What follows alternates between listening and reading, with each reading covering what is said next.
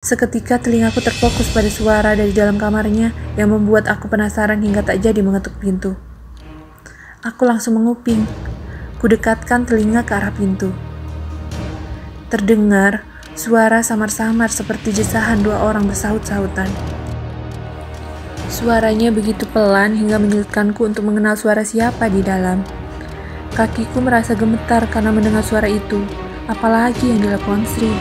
Aku penasaran, pikiranku pun jadi macam-macam. Suamikukah itu? Atau Mang Narno? Atau... Batinku bertanya-tanya. Rasanya tak mungkin kau suamiku, karena ia keluar mencari babysitter. Tadi aku memang tidak mengantarkannya saat keluar, tapi sekarang mobilnya pun tak ada. Berarti suamiku benar-benar sedang keluar. Aku bergegas ke teras belakang untuk mengintip keadaan di dalam kamar Sri dari ventilasi belakang. Suara desahannya lebih jelas terdengar karena ada beberapa ventilasi.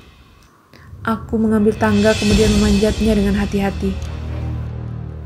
Saat aku mengintip, terlihat dua pasang kaki menumpuk dan sekarang mulai terbaca apa yang dilakukan di dalam. Yang pasti mereka sedang melakukan kegiatan dewasa. Aku berusaha melihat bagian atas, melihat wajahnya, namun sama sekali tak bisa. Aku hanya melihat telapak kaki menumpuk, itu pun samar-samar. Beberapa saat kemudian, terlihat Sri berdiri tanpa memakai sehelai pakaian. Sepertinya kegiatan mereka sudah selesai. Aku masih penasaran ingin melihat wajah laki-laki yang menggauli Sri. Sedikit pun tak nampak. Sepertinya laki-laki itu kelelahan dan istirahat sejenak tak merubah posisinya. Sri terlihat memakai pakaiannya. Aku harus buru-buru turun dari tangga sebelum Sri keluar dari kamarnya. Aku segera turun dan masuk ke dalam rumah. Aku baru ingat HP-ku. Kenapa aku tak merekam kegiatan Sri barusan? Meskipun samar, setidaknya lumayan ada bukti. Aku segera mengambil HP-ku dan melangkah cepat menuju dapur. Aku menunggu Sri keluar dari kamarnya sambil pura-pura mengupas buah. Sebelumnya, aku sudah menghidupkan rekaman video dari HP-ku. Kemudian aku pegang di dadaku dengan posisi terbalik, sehingga tak akan ada yang curiga kalau aku sedang merekam. Beberapa saat kemudian, Sri membuka pintu dan terkejut melihat aku ada di dapur. Wajah Sri tampak berminyak, mungkin karena mengeluarkan banyak peluh saat berkencan dengan laki-laki misterius tadi. "Ibu, ngapain di dapur?" tegur Sri gugup dan heran. "Emang kamu gak lihat? Aku lagi ngapain sekarang? Kamu kenapa kusam banget mukanya? Memangnya kamarmu panas ya? Coba aku masuk ke dalam. Mau tahu, panas nggak sih kamarnya?" Aku meletakkan pisau buah dan melangkah mendekati pintu kamar Sri. Secepat kilat, Sri menutup dengan membanting kuat pintu kamarnya karena panik. Ia tampak menjaga di tengah-tengah pintu kamarnya. "Loh, kenapa kok kamu panik? Kenapa aku nggak boleh masuk kamarmu? Ini kan rumahku, bebas mau keluar masuk kamarmu." "Awas, aku mau masuk ke dalam." Aku curiga, jangan-jangan ada yang kamu sembunyiin di dalam. Aku terus menekan Sri, hingga ia semakin panik dan dengan refleks mendorong tubuhku hingga tersungkur di lantai. "Jangan, ini privasiku, ini kamarku. Jadi siapapun gak boleh sembarangan masuk. Ini bukan rumahmu, ini rumah Bang Ronald. Kamu sama aja sepertiku, hanya numpang di sini," bentak Sri sambil menunjuk mukaku. Aku langsung berdiri dan menendang beberapa kali paha Sri, namun ia tetap kuat berdiri sambil memegangi pintu. Aku kembali menendangnya secara membabi buta. Sri tak goyah sedikit pun. Tak puas di situ saja, aku langsung meludahi wajah Sri dan mencakar wajahnya sampai berbekas goresan kukuku. Seketika wajahnya langsung memerah. Pelacur! Hari ini juga pergi kamu dari rumahku. Gak usah sok kecakepan kamu di sini. Baru kerja hampir 3 minggu, udah berani sekali kamu melawan majikan. Berani dorong aku. Sekarang, kemasi juga barang-barangmu dan keluar dari rumah ini. Aku kembali menjambak sekuat tenaga rambut Sri, hingga ia berteriak kesakitan. "Aduh, sakit, sakit!"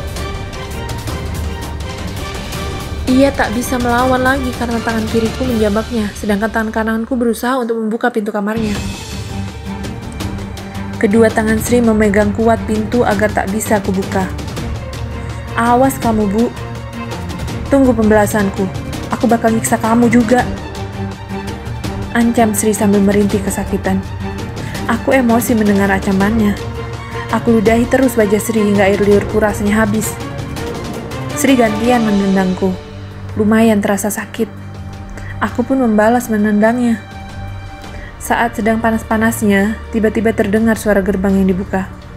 Aku langsung menguatkan jambakanku hingga Sri terduduk di depan pintu kamarnya. Kemudian aku menendang wajahnya sebelum meninggalkannya untuk melihat siapa yang datang. Aku melangkah cepat keluar rumah. Ternyata suamiku datang bersama ibu-ibu babysitter. Aku seketika lega melihat suamiku. Ternyata yang di dalam kamar Sri tadi bukan Bang Ronald. Semoga saja selama ini pikiranku salah, yang sudah menuduh suamiku macam-macam. Semoga Bang Ronald tak bermain serong dan tak menduakanku. Aku mengatur nafasku dan berusaha tersenyum menyambut mereka. Meski hati rasanya kesal bercampur emosi, aku berusaha menahannya dan tak menunjukkannya. Aku langsung menyalami mereka. "Silahkan masuk, Bi. Namanya siapa?" Aku menyapa bibi itu dan mempersilahkan masuk ke dalam. "Namaku Bi Nur. Makasih ya, Bu. Udah pilih saya kerja di sini," ucap Bi Nur. "Bi Nur, kenalin, aku Dinda." "Sama-sama, Bi. Semoga bagus kerjanya dan betah di sini," balasku. "Suamiku sudah selesai memarkirkan mobil di garasi, kemudian menghampiri kami di ruang keluarga." Aku mengambil anak kembarku di kamar untuk dibawa ke ruang keluarga. Bang Ronald tampak mengendong anaknya. Lalu aku memanggil Sri.